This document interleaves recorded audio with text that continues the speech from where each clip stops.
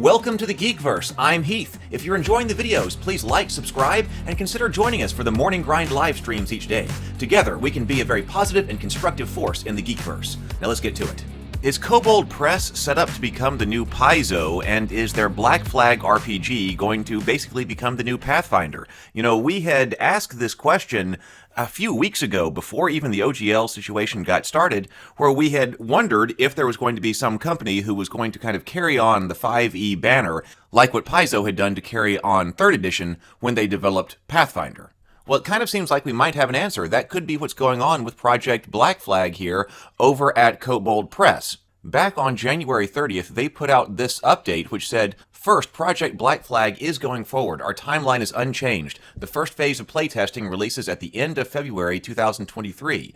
But regardless of what comes, Project Black Flag maintains core compatibility with the 5e products you already know and love, but with a Kobold spin. Project Black Flag will embrace 5e and expand upon it. Our goal is to keep 5e products vibrant and available in print and on our VTT partner platforms." Project Black Flag is one step in making this a reality. It seems like on Twitter and other places, some people had a problem with this idea that Project Black Flag was going to be 5e compatible, especially in light of the OGL controversy.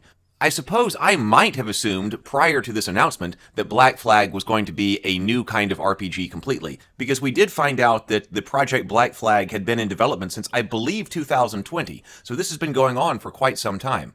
And I know there have been people who are looking for something new other than 5th edition D&D ever since the OGL controversy. But on the other hand, embracing and expanding 5th edition, that is what Paizo did for 3rd edition, so maybe that's what Kobold Press was thinking about here and trying to do the same kind of thing with this edition of Dungeons & Dragons. What do you think about that? There was also a new announcement just a few minutes ago that came out. It says Project Black Flag Friday, all hands on deck. And so I've signed up for the playtesting, so I should be able to get something, and we'll find out what the Project Black Flag is like. Maybe we can look at that on the Morning Grind. But they just put out an announcement about partners. First, let's reveal just a few of our partners raising the flag with us. The virtual space is increasingly important to Kobold Press and tabletop games, so we're excited to announce that some of the VTT digital tool partners we'll be working with over the next few months. Shard Tabletop. I don't know that one. I'll have to take a look at that. Roll20, Fantasy Grounds, Foundry VTT. Lots of people have been talking about Foundry VTT. World Anvil is on board. Demiplane. And also Alchemy. I assume that's Dungeon Alchemy right there. So it says some things stay the same. As announced, Project Black Flag will be compatible with 5e, but there's more. Kobold plans to revise and sharpen familiar mechanics while offering new streamlined options for a core tabletop game.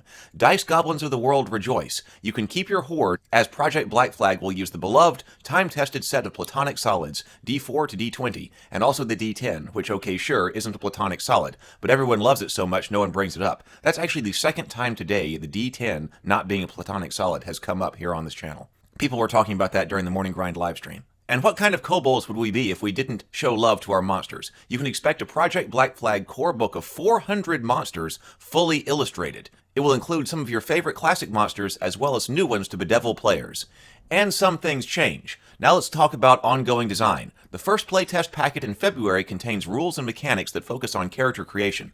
Talents and backgrounds. A new talent system helps players customize their characters with potential magic, martial, or technical advantages. Race and heritage system. Not every dwarf was raised among dwarves, so we've split those aspects to help refine character concept. During character creation, choose a race, which represents your character's biology, and a heritage to represent upbringing of a particular group or society. Choose the standard match of race and heritage for a more traditional character, or mix and match to craft a unique design. Separating out the biology, whether you call it race or use some other term, and then the cultural aspect, here called heritage, seems to be something that a lot of people are going to. I know I've talked about that here on this channel, and I've specifically talked about it with Mark Tassin as well, who did the World of Ataltus campaign setting, which also separates out the biological part of the character from the cultural side of the character. I think it's a great way to go. So what do you think about this? Were you hoping that Project Black Flag would be a completely new RPG built from the ground up, or are you happy that it is compatible with and sort of expanding upon and keeping 5th edition alive